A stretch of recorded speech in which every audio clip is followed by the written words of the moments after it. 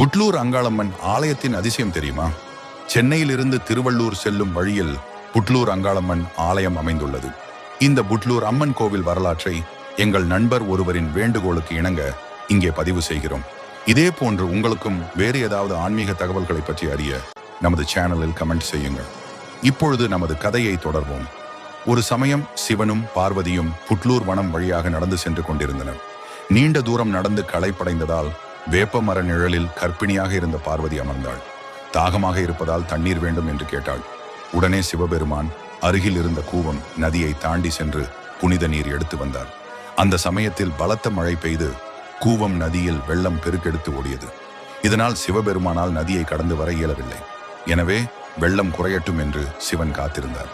இதற்கிடையே பசி தாகத்துடன் இருந்த பார்வதி அப்படியே தரையில் விழுந்து விட்டாள். அவளை சுற்றி மண் குவிந்து புற்றாக வளர்ந்து விட்டது. இந்த நிலையில் அங்கு